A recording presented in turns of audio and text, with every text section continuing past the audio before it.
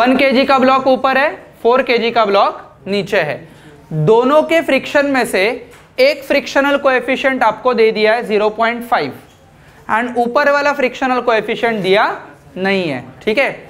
External force 40 Newton दे दिया है, but ये चीज आपको कंडीशन बताई है कि to move both blocks together with common acceleration what should be value of mu, ठीक है। स्टेप्स सेम होंगे, ठीक है। तो let us start with combined FBD. Combined FBD से हमें वैल्यू मिल जाएगा कॉमन एक्सेलरेशन का, बराबर। तो let us understand common FBD में, कंबाइंड एफबीडी में 1 + 4 मतलब 5 kg होगा। इधर है 40 न्यूटन, ये जो आ जाएगा वो आ जाएगा FS1, ओके। सबसे पहले हम लोगों को फाइंड आउट करना है क्या FS1 मैक्स से 40 न्यूटन बड़ा है नहीं बड़ा है, बराबर। तो ये 5 kg है, NR आ जाएगा कितना 50 न्यूटन, बराबर। NR आ जाएगा 50 Newton and NR multiplied by 0.5 कितना हो गया 25, ठीक है। तो ये हो जाएगा mu into NR which is equal to 0.5 multiplied by 50 which is equal to 25 newton. Clear. तो FS1 मैक्स का वैल्यू ये 40 न्यूटन से छोटा है, मतलब F एक्सटर्नल से छोटा है, मतलब F एक्सटर्नल बड़ा होने के कारण ये सरफेस के ऊपर मूव हो सकते हैं, ठीक है। अभी कॉमन एक्सेलरेशन मुझे चाहिए, तो what I will do, summation of F which is unbalance condition m into A, ठीक है। जिसका FBD उसका तो मास हो जाएगा 5 kg, ये हो जाएगा कॉमन एक्सेलरेशन AC, ये हो जाएगा 40 माइनस 25 कितना हो गया ये 15 which is equal to 5 AC। तो ये AC का वैल्यू आ जाएगा 3 मीटर पर सेकेंड स्क्वायर, ठीक है। कॉमन एक्सेलरेशन तो आपको मिल चुका है, ठीक है। Now will have to understand कि ये जो कुछ पूरा का पूरा ब्लॉक है, ब्लॉक के फ्रिक्शनल फोर्स के वजह से हम लोगों को M2 इंटू AC ये फोर्स मिलने वाला है, ओके। ऊपर है ब्लॉक 1 kg वाला, ठीक ठाक। ये जो कुछ फोर्स मिलने वाला है इसका summation of F which is equal to M2AC, ये चीज हम लोग कंप्लीट करेंगे, राइट। एंड FS12 को हम लोगों को मिल जाएगा FS12 which is equal to M2 कितना है 1, AC कितना है 3 है, बराबर। M2 है 1, AC है 3, तो FS12 का वैल्यू हम लोगों को इज इक्वल टू 3 न्यूटन मिल जाएगा, इक्वेशन नंबर 1, ठीक है। अभी FS12 मैक्स का वैल्यू हम लोगों को देखना है। What is the value of FS12 max, क्या हो जाएगा म्यू मल्टीप्लाइड बाय 10, बराबर। ये हो जाएगा NR1, NR1 will be equal to 10 newton, तो mu multiplied by NR1 which is equal to mu multiplied by 10, equation number 2। क्या फ्रिक्शनल फोर्स हमेशा maximum force of static friction से कम होता है? Agree with this? Okay, so I can say that कि FS12 is less than और equal to FS12 max, बराबर। दोनों की वैल्यू इसके नीचे डालेंगे। FS12 कितना है 3 न्यूटन, ठीक है। ये ऑलवेज कंडीशन होती है हमेशा। तो FS12 3 न्यूटन है जो म्यू टाइम्स ऑफ 10 से छोटा होना चाहिए, बराबर। तो 10 इधर आ जाएगा and you will say that 0.3 should be less than और इक्वल टू म्यू। इसका ही मतलब म्यू इज ग्रेटर देन और इक्वल टू 0.3। ये हमारा फाइनल आंसर हो जाएगा। मतलब कोएफिशिएंट ऑफ स्टैटिक फ्रिक्शन का जो वैल्यू है वो 0.3 मिनिमम होना चाहिए। उससे ज्यादा हुआ तो चलेगा बट कम हुआ तो नहीं चलेगा। क्लियर है एवरीवन? लिख लो। ओके, क्वेश्चन लिख लिया। तरीका सेम, सिर्फ हम लोगों को मिन मैक्स में कंफ्यूजन होगा, ठीक है। समझो अच्छे से, सब लोग का ध्यान इधर। FBD कंबाइंड FBD से शुरुआत होगी। किससे शुरुआत होगी? कंबाइंड FBD से। बट इधर हम लोगों को फोर्स दिया नहीं है जो निकालना है असलियत में, ठीक है। सो कंबाइंड एफबीडी में ये फोर्स F अननोन होगा ही होगा, बट एक्सेलरेशन भी अननोन है, ठीक है। दो अननोन है, फिर भी हम लोग कंबाइंड एफबीडी से ही शुरुआत करेंगे। 8 kg प्लस 4 kg मतलब कितना हुआ, वो 12 kg वाला ब्लॉक हो गया, ठीक है। इसके ही साथ साथ हम लोगों को फ्रिक्शनल फोर्स लगेगा ये डायरेक्शन में, ठीक है। ये होगा FS1, ठीक है। सेम हमारा जो तरीका है, FS1 मैक्स पहले हम लोग फाइंड आउट करेंगे, फिर चेक करेंगे, उसके लिए मिनिमम कंडीशन हमारी F की होगी, ठीक है। सो FS1 मैक्स कितना है, बोलो बोलो बोलो बोलो बोलो, mu times of NR, right. And NR का वैल्यू ये है NR, तो ये कितना होगा 120, म्यू का वैल्यू दे दिया है 0.4, NR का वैल्यू क्या होगा 120, बराबर 120 मल्टीप्लाइड बाय 0.4 कितना हुआ 48 न्यूटन, ये FS1 मैक्स हो गया, ठीक है। अंडरस्टैंड दैट कि F माइनस, अभी इधर मैं जनरल फॉर्मूला लगाऊंगा कॉमन एक्सेलरेशन के लिए, okay, this is common acceleration AC, ठीक ठाक।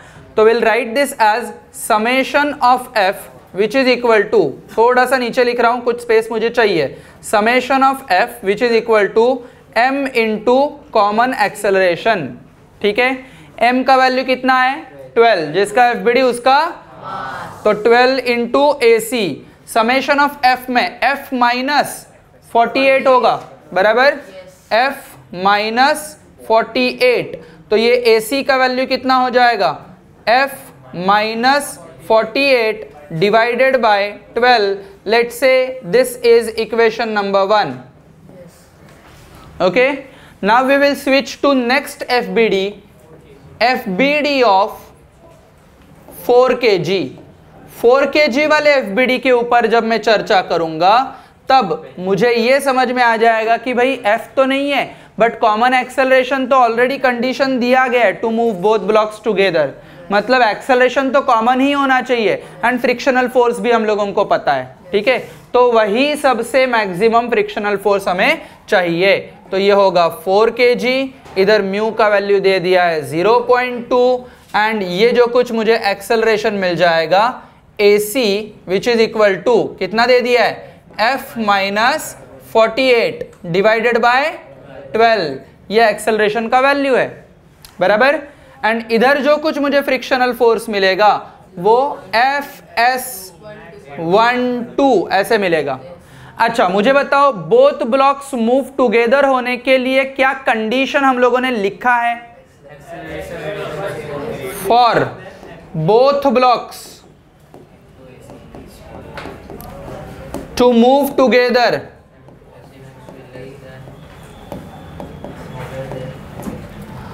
आई कैन से दैट कि पहली बात तो ये FS12 जो है वो इक्वल टू होना चाहिए इसके साथ साथ, बराबर, क्लियर है, इक्वल टू होना चाहिए इसके साथ साथ, एंड ये FS12 हमेशा लेस देन और इक्वल टू FS12 मैक्स होता है। So you will get that कि मिन मैक्स का कंसेप्ट एग्जैक्टली क्या कैसे लगाना है, मिन होगा वैल्यू या मैक्स होगा, आया समझ में, ठीक। तो इधर FS1 which will be equal to M2 multiplied by AC common acceleration, चमका अच्छे से, क्लियर, ओके। इसको मैं लिख देता हूं, M2 है 4, तो 4 multiplied by F minus 48 divided bye 12, मतलब कुल मिला के हो गया F minus 48 divided by 3, clear है, ये हो गया हमारा FS12, clear. But I know that कि FS12 जो है इज लेस देन और इक्वल टू FS12 मैक्स, बराबर। आई विल राइट दैट कि FS12 is less then FS12 max, ठीक है।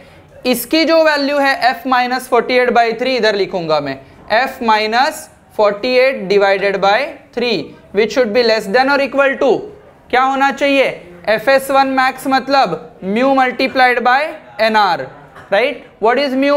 0.2. NR is 40. कितना हो जाएगा? ये 40 न्यूटन एंड ये एनआर. तो एनआर का वैल्यू क्या हो जाएगा? 40 मल्टीप्लाइड बाय 0.2 दैट इज 8. बराबर. तो ये आ जाएगा f minus 48 divided by 3 is less than और इक्वल टू 8. समझा अच्छे से? क्लियर है? अंडरस्टूड? तो ये 8 3 जार 24. 24 प्लस 48 कितना हुआ? 72. मतलब f should be less than और इक्वल टू 72. बराबर.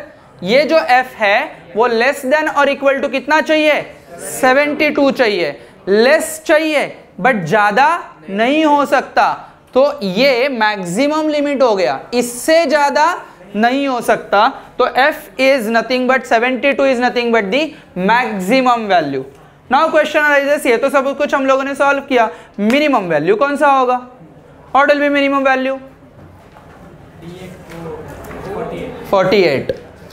जो कुछ मुझे दोनों ब्लॉक्स को सरफेस के विद रिस्पेक्ट मूव करने के लिए जो फोर्स चाहिए था वो कौन सा था? Fs1 max. बराबर. इसीलिए मैंने इधर जगह छोड़ी थी. ठीक है. So I will say that कि F minimum is equal to Fs1 max which will be equal to कितना? 48 newton. Rather I will say that कि for relative motion we can say that कि F external which is equal to F should be greater than or equal to Fs1 max. ये condition होती है. जो F external होता है वो external force Fs1 max से बड़ा होना चाहिए. तो ये अगर कंडीशन है तो इससे हम लोगों को पता चलेगा कि हमारा f का वैल्यू ग्रेटर देन और इक्वल टू 48 होना चाहिए एंड लेस देन और इक्वल टू 72 होना चाहिए. सो विल से कि this value is f minimum value and this value is f maximum value. So जो कुछ हम लोगों को रेशो में चाहिए तो वो क्या हो जाएगा? f min divided by f max which will be 48 divided by 72. तो मेरे ख्याल से 2/3 ये आएगा. 24 2s are 48, 24 3s are 72. Simple. ठीक है. थोड़ा सा हम लोगों को कॉन्सेप्चुअली ही देखना है. भले दो अननोन आए तो भी चलेगा, कोई दिक्कत नहीं है. चलो.